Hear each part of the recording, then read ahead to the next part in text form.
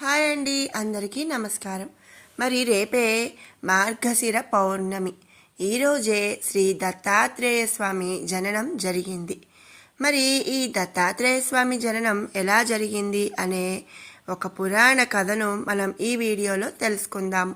నారద మహర్షి అనసూయాదేవి పాతివ్రత్యాన్ని గురించి, ఆమె మహత్యం గురించి, బ్రహ్మ విష్ణు మహేశ్వరుల ధర్మపత్నులైన సరస్వతి లక్ష్మీ పార్వతుల ముందు చాలా గొప్పగా ప్రశంసించాడు.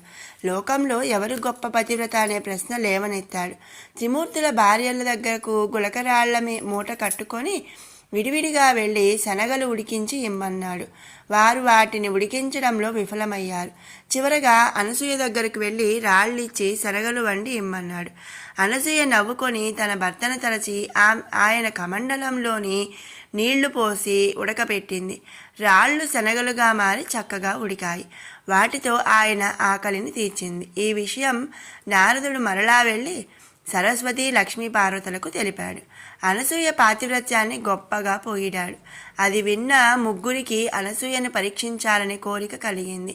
తమ భర్తలైన బ్రహ్మ విష్ణు మహేశ్వరులతో అనసూయను పరీక్షించమని కోరారు.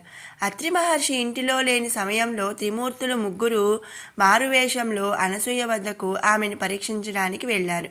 అనుకోకుండా వచ్చిన అతిథులకు ఆమె తన ఇంట భోజనం చేసి వెళ్ళమని కోరింది. ఆమె దుస్తులు ధరించకుండా వడ్డిస్తే భోజనం చేస్తామని, లేకుంటే లేదని వారు చెప్పారు. అనసూయ సందగ్ధంలో పడింది. నగ్నంగా వడ్డన చేస్తే తన పాతివ్రత్యానికి భంగం వస్తుంది. తన భర్త అత్రి మహర్షి తపోశక్తి తగ్గిపోతుంది. వడ్డించని పక్షంలో అతిథులను అగౌరవపరిచినట్లవుతుంది. కొద్దిసేపు ఆలోచించి తర్కించుకొని తన మనసులో ఏ విధమైన చెడు భావన లేనప్పుడు తప్పు లేదని నిర్ణయించుకొని నగ్నంగా వడ్డన చేయడానికి ఒప్పుకుంది. భోజనానికి కూర్చున్న ముగ్గురు అతిథులు భవతి భిక్షాందేయి మాత అన్నారు. మాత అనగానే ఆమె వారిని పిల్లలుగా భావించి వడ్డన చేయడానికి వచ్చింది. ఆమె ఆలోచనల ప్రభావం కారణంగా ఆమె వడ్డన చేయడానికి వచ్చేసరికి వారు ముగ్గురు చంటి పిల్లలుగా మారిపోయారు. ఆమె వక్షోజాల నుండి పాలు ధారగా వచ్చాయి.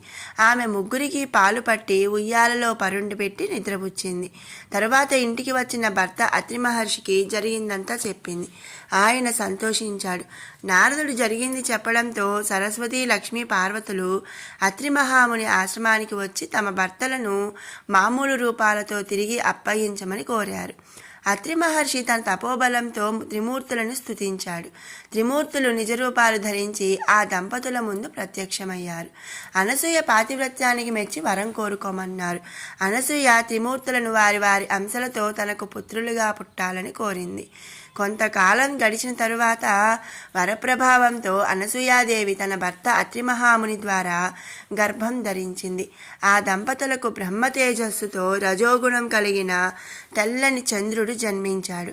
తరువాత సత్యగుణ్వ ప్రధానుడు, సమస్త తత్వాలకు ఆధారుడైన విష్ణు భగవానుడు తన అంశతో దత్తాత్రేయుడిగా జన్మించాడు. దత్త అంటే సమర్పించబడ్డవాడు. విష్ణు అంశతో సమర్పించబడ్డ దైవస్వరూపుడు.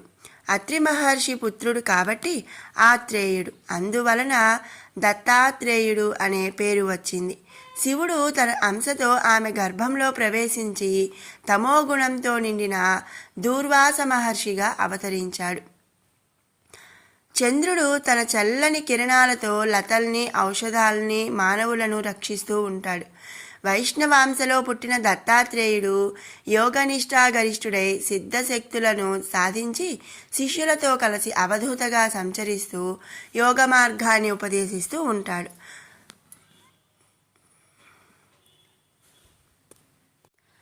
ఈ విధంగా దత్తాత్రేయుడు విష్ణు భగవానుడి అంశతో ఆ అత్రి మహర్షికి, అనసూయాదేవికి జన్మించాడు. మరి విన్నారు కదండి, శ్రీ దత్తాత్రేయ స్వామి జననం ఎలా జరిగింది అనే కథను. మీకు ఈ వీడియో నచ్చినట్టయితే లైక్ చేయండి, షేర్ చేయండి. అలాగే మరిన్ని ఇలాంటి అప్డేట్స్ కోసం మన ఛానల్ని సబ్స్క్రైబ్ చేసుకోండి. Thanks for watching.